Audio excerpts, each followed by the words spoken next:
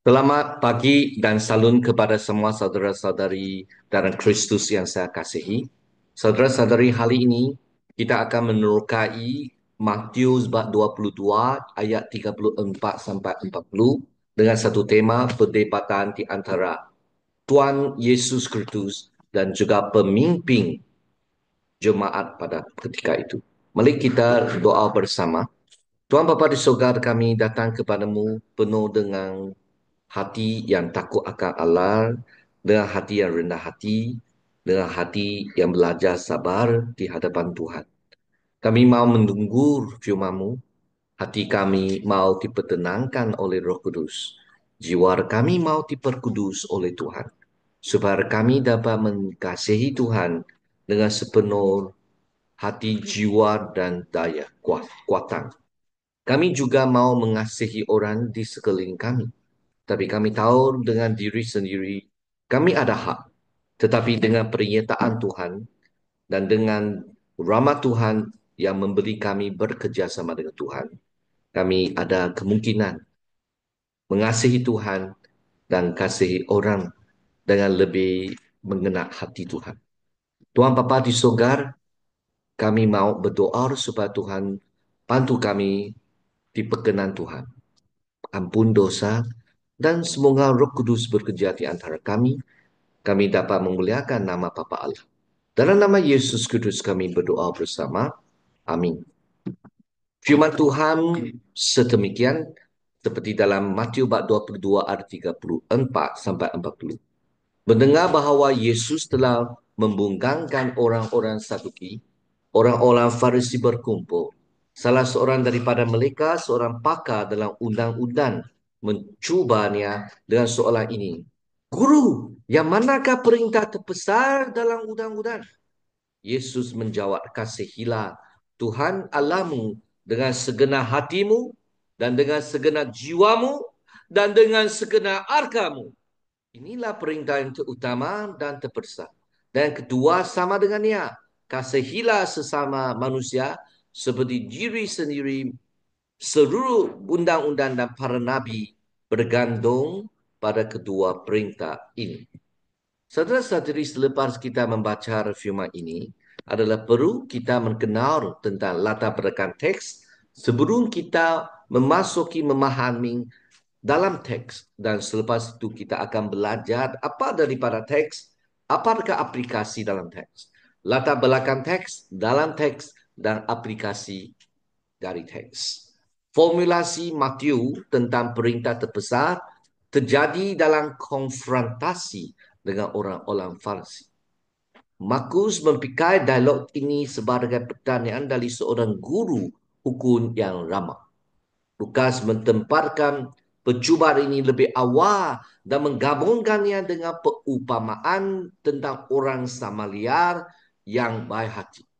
Saudara-saudari, di sini kita melihat bagaimana Yesus Kristus menghadapi cabaran daripada orang pemimpin agama di sini, khasnya mereka yang pakar dalam undang-undang. Saudara-saudari, sebenarnya dalam buku Markus dan Lukas juga ada ajaran ataupun penghuraian tentang perkara ini. Yang penting di sini kita boleh tahu, selain daripada Matius, kita boleh ada tambahan pemahaman tentang ajaran Yesus Kristus di sini, di mana Lukas dia menggabungkan satu perumpamaan orang Samaria yang dianggap tidak bersih, tidak boleh, tidak begitu tulus, ataupun tidak diterima oleh orang Yahudi. Sebab orang Samaritan mereka bukan orang Yahudi yang tule, mereka sudah berkahwin dengan kaum yang lain. Saudara-saudari, tapi orang Samaria ini sangat baik hati. Apabila dia lihat orang Yahudi ataupun orang Jew, yang di mana apabila mereka dirompak dan dilukai, di mana orang Samaria yang tolong menjaga iman, yang melalui tidak menjaga, orang Yahudi yang di sana tidak menjagai, agama punya pemimpin tidak menjagai, tapi orang Samaria mereka anggap yang tidak begitu tule yang tidak begitu kudus itu yang menolong. Jadi saudara-saudari, kita dilihat bagaimana orang yang kamu jangka dia tidak bersih, tidak kudus, dia mentindak sebagai orang yang ada kasih. Jadi ini memberi satu peringatan kepada kita apabila kita ada tempat dalam agama, apabila kita dipanggil sendiri adalah seorang yang berikut Yesus, dan apabila kita anggap mereka yang bukan orang Kristen, orang bukan berikut Kristen, adakala mereka memang ada kemungkinan di mana mereka ataupun denominasi yang kamu tidak anggap dia bagus ataupun berseiras dan kamu mungkin mereka yang di mata kamu itu orang bukan yang kamu jangka seseorang yang bagus yang di mata Tuhan, tetapi mereka diuraikan sebagai orang yang diperkenan Tuhan dan betul-betul memandu orang. Matius memodifikasikan perintah kasih pertama dengan menghilangkan dengan segenap kekuatanmu. Ulangan bab 6 ayat 5. Saudara-saudari, orang Samaritan ini, orang Samaria ini memang ada menyembah Tuhan, tetapi mereka dengan cara dan tempat yang berlainan. Mereka juga ada mungkin diperkenan Tuhan. Saudara-saudari, mereka juga adalah keturunan daripada pilihan, orang pilihan Tuhan. Matius memodifikasikan perintah kasih pertama dengan menghilangkan dengan segenap kekuatanmu dan memasukkan dengan segenap arka butimu. Holete di Noisur yang diambil daripada penerjemahan Yunani dalam perjanjian lama. Markus dan Luka memasukkan kedua bacaan tersebut. Saudara-saudari, ini adalah upaya terakhir yang melemarkan otoritas Yesus. Mereka mahu menolak kewibawaan Yesus Kudus. Seorang Farisi mententang mengenai masalah perintah terbesar. Pertanyaan ini tidak biasa. Dalam jawapannya, Yesus mensatukan dua perintah dari Ulangan bab 6 ayat 4 sampai 5 dan Imaman bab 19 ayat 18 dengan berajar kita bagaimana mengasihi Tuhan dan juga orang yang di sekeliling kamu. Selepas kita belajar latar belakang teks, kita belajar dalam teks. Orang-orang Farisi berkumpul bersama di mana membolehkan kita ketahui bahasa Yunani yang disentuh di sini ialah sunetesar epitor anto.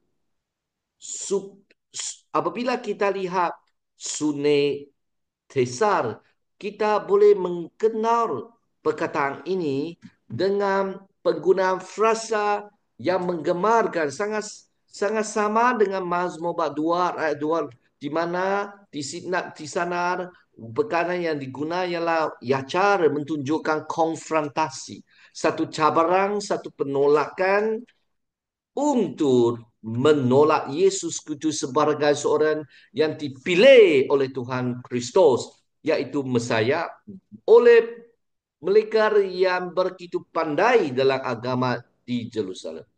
Saudara-saudari, ahli hukum mengajukan pertanyaan. Seorang ahli hukum di bahasa Yunani ialah domikos. Domikos maksudnya mereka sangat pandailah dalam hukum Tuhan, dalam Daurat Tuhan, dalam Taurat. Yaitu di mana mereka adalah di mana belajar hukum Musa dari kelompok Farisi. Farisaeos tampil sebagai perwakilan penggunaan kera ini oleh Matius satu-satunya dalam Injil untuk mentekankan pentingnya pemahaman dan pentafsiran Torah orang Farisi. Pertanyaan tentang hukum yang terutama, tole megale.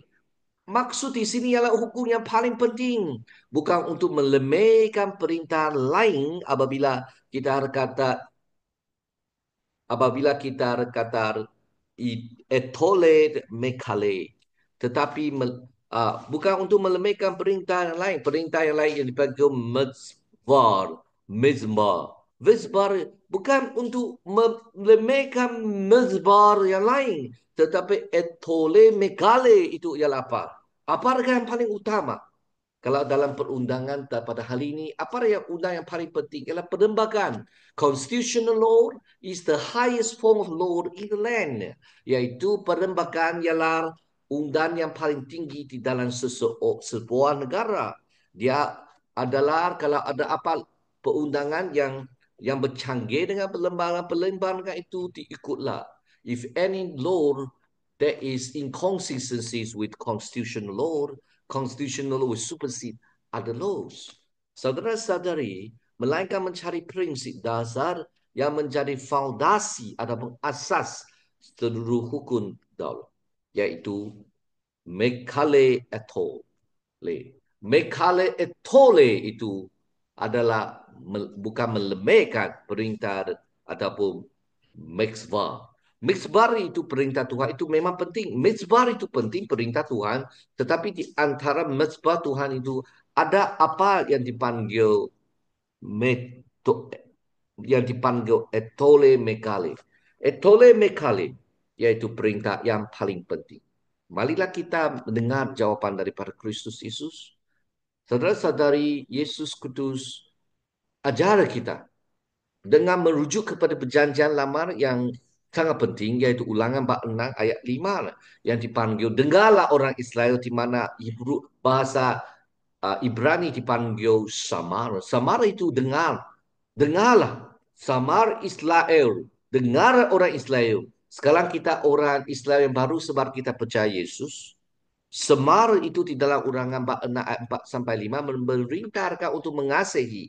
Bahasa Yunani mengasihi ialah arkapeses. Allah dengan segenap hati, katiar, jiwa,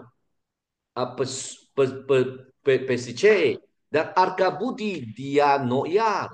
Berulang kata segenap ho menunjukkan dedikasi total kepada Allah yang Maha Kudus Israel. Bahasa Ibrani ialah Kedos Israel. Kedos Israel. Saudara-saudara, di sini yang penting ialah Tuhan mahu kita menyembah, mengasihi Tuhan dengan seorang yang penuh. Adakala kita membuat penerjemahan, apa maksud hati katiar, apa maksud jiwa pesece, arga uti di anoyar, dan pengulangan segenap whole sebagai katus Israel, sebagai orang yang kudus, yang kepada Allah yang maha kudus Israel, katus Israel. Saudara-saudari, tetapi yang lebih penting di sini ialah kita perlu mengasihi Tuhan sebagai seorang individu yang lengkap, yang sempurna, yang total. Saudara-saudari, tidak dapat kita besarkan akal uti dengan jiwa, segenap hati dengan akal undi, akal budi. So katiar, pesuci dan tianuni adalah adalah kesemua. Kasih kepada sesama dari Imam Abbas 19 ayat 80 ayat 18 Vhat ta leli akar kamota. Saudara, di sini adalah perintahan kedua, kasihilah sesama manusia seperti dirimu sendiri. Dia dapat dipesarkan daripada kasih kepada Allah. Ini mencerminkan panggilan untuk mentiru kekudusan Allah kedosi. Kita perlu mentiru kekudusan Allah. Jadi apabila kita mengasihi, kita tahu kita sebenarnya ada reflecting the glorification of glory of God, attribute of God, yaitu sifat Tuhan. Apabila kata memuliakan Tuhan, mengasihi, kasih adalah salah satu sifat Tuhan yang boleh kongsi dengan kita di mana kita meniru. Apabila kita kasih, kita tahu sebenarnya kita meniru kekudusan Allah. Ketoship.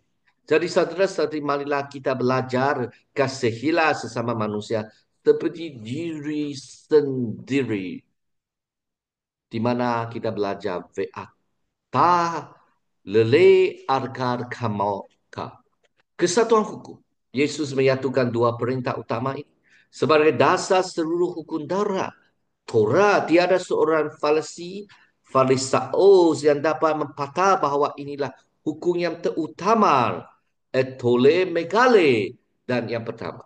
Saudara-saudari, di sinilah kita belajar bagaimana apakah implikasi perintah kasih. Selepas kita belajar latar belakang teks, selepas kita belajar dalam teks, dan sekarang kita belajar implikasi perintah kasih, Imaman 19 kekudusan dan kasih, penjelasan apa erti menjadi umat Allah yang kudus, katos, dan itu tidak dapat dipisahkan daripada kasih, ahafa, tak ada sesama orang Islam dan orang asing gege. Bagi Imamat 19, meniru kekudusan Allah bererti meniru kasih Allah kepada orang lain. Yesus juga mendefinisikan ulang pengertian tentang sesama. Pleasure ini bukan hanya tentang sesama orang Yahudi, tetapi setiap orang yang ditemui seseorang. Yesus bahkan lebih jauh lagi dalam meniru kasih ilahi AKP dan memanggil para pengikutnya untuk merangkul bahkan munsur ektros. Seluruh hukum Taurat adalah dan kitab para nabi bergantung pada kedua hukum ini. Perintah kasih ganda meningkas dan mengungkapkan inti Taurat dan seluruh kitab suci. Krafe ini adalah kunci untuk memahami dan memperhatikan seluruh perjanjian Parrot.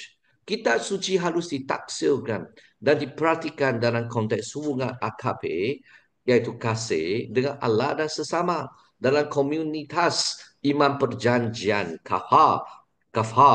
Matthew tidak menyebutkan reaksi tentang perkataan Yesus dari orang-orang Farisi atau orang ramai. Mereka tidak mengajukan pertanyaan lagi.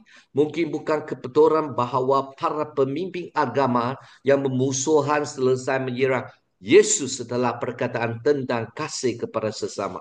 Dalam pertaksiran dan praktik mereka sendiri, tanda hukum darat Torah, mereka kehilangan elemen kunci ini, iaitu kasih RKP. Cara mereka memperlakukan Yesus jelas bertentangan dengan semangat daulat. Selain ini, kegagalan mereka untuk mengenali kaya ilahi dalam pelayanan Yesus yang Mesias dan pertentangan aktif terhadapnya mungkin mentandakan kurang kasih kepada Allah juga. Saudara-saudari, dari teks, apa kita boleh belajar? Kita belajar di mana diskusi lebih murni tentang pentaksiran daurat ini. Ditampar dengan khobar di bukit. Berubah menjadi dasar etika Kristen. Dedikasi yang lengkap dan tanpa hari kepada Allah. Dan melayani orang lain dengan kasih telah menginspirasikan motivasi para pengikut Yesus semasa berabad-abad untuk melakukan perbuatan-perbuatan iman yang besar. Perintah kasih ganda bukanlah khas Kristian. Bagaimana juga ini juga bukan perintah baru yang diberikan oleh Yesus. Tetapi lihat Yohanes bab 13 ayat 34. Ini berasal dari inti Taurat. Tetapi Yesus Kristus dengan otoritas sebagai anak Allah dan Nabi seperti Musa satukan dengan cara yang unik. Perintah-perintah ini bukan hanya petunjuk Allah yang menunjukkan arah yang benar untuk tindakan moral dalam kehidupan sehari-hari, tetapi para lensa hermeneutik untuk pentaksiran penerapan kitab suci. Jadi saudara-saudara, kita perlulah belajar, kita punya etika Kristen, kita bukan saja belajar dari perbincangan daripada nabi-nabi ataupun guru-guru orang Yahudi. Tetapi kita perlu belajar dari perspektif Yesus Kristus yang di mana Yesus mengajar tentang perjanjian lama khas dan daulat dari di khobar di atas bukit. Perintah kasih itu bukan kasih kepada Tuhan saja, tetapi orang manusia. Satukan dua perintah ini. Saudara-saudari, kita perlulah mengakui Yesus Kristus adalah anak Allah. Sebab Yesus juga Nabi seperti Musa dan lebih besar daripada Musa seperti yang dituabarkan oleh Musa sendiri. Apabila kita belajar perintah-perintah ini adalah untuk membantu kita belajar bagaimana mentaksir penerapan kitab suci secara keseluruhan dengan dua perintah ini, yaitu perintah kasih Tuhan dan kasih orang lain seperti kasih kamu sendiri. Ini adalah untuk membeli kita, untuk kita tahu, oh ini adalah sudut bagaimana kita menerjemahkan firman Tuhan, bagaimana kita mengaplikasikan firman Tuhan. Jadi saudara-saudari, sebagai Injil, sepanjang Injil Matius ini, Yesus menselesaikan dengan orang-orang Farisi. mengenai pentaksiran dan praktikan mereka terhadap Taurat, iaitu tentang ajaran hukum Musa kerana mengabadikan gambaran yang lebih besar, iaitu mengasihi Tuhan dan orang sekeliling, dan kehilangan hati. Mereka tidak ada hati yang sebenar dan kehilangan semangat. Ini sangat jelas dalam konfrontasi, iaitu penolakan Kristus Yesus mengenai penyembuhan Yesus Kudus pada hari Sabat, di mana mengasihi sesama mengatasi pandangan falsi tentang kegiatan yang dapat diterima pada hari Sabat, hari yang dikudus, yang kudus. Terandang Kristus Yesus tidak hanya menunjukkan kasih kepada orang-orang di sekelilingnya, tetapi juga mencontohi kasih kepada Allah. Dia menunjukkan yang kala diri yang lengkap dan dedikasi pada kehendak ilahi. Bahkan jika itu mengalar pada kematian di kayu salib. Yesus Kudus tidak hanya mengajar tetapi juga mewujudkan perintah kasih ganda ini dan menginspirasikan para perikutnya untuk melakukan hal yang sama. Perintah kasih ganda adalah inti dari pemahaman Wesleyan tentang kesempurnaan dan kekudusan. Dalam satu tulisan oleh John Wesley, A Plain Account of Christian Perfection, di mana John Wesley mencatat, dengan kesempurnaan saya maksudkan kasih yang rendah hati, rembuk kasih kepada Allah dan sesama kita, yang menguasai perangai, perkataan dan tindakan kita. Baginya kaya pemulihan kasih karunia ilahi dan kehadiran Roh Kudus dalam kehidupan orang yang percaya tercermin dalam kasih yang terus mentingkar kepada Allah dan sesama. Jadi saudara-saudara, apabila kita menyentuh kesempurnaan dan kekudusan, itu bukan menunjuk kita sudah sampai satu tahap yang tidak lagi akan dosa, tidak akan ada apa salah. Tetapi satu dekar yang kita buat, kita mana tidak akan kita mendosa secara sengaja. Kita akan cuba mengelakkan semua ujian dengan sedar upaya dengan hati yang bersandar kepada kuasa Tuhan. Saudara-saudari dalam Kristus Yesus, marilah kita datang kepada Tuhan. Kasih yang sempurna dan kekudusan ini dinyatakan dalam perhatian penuh kepada Allah. Dan tindakan kasih yang berterusan, yang tanpa parit terhadap orang-orang dan bertumbuh dalam kedewasaan. Jadi saudara-saudari, kita punya kasih bukan untuk kebaikan diri. Kasih bukan satu niat yang jahat. Tetapi kasih yang mengasihi Tuhan sebagai utama dan juga kita mengasihi orang sekeliling sebelum kita bertindak membuat sesuatu. Mari kita meniru kekudusan Tuhan dengan mengasihi Tuhan dan orang sesama kami. Dan mari kita datang berdoa bersama.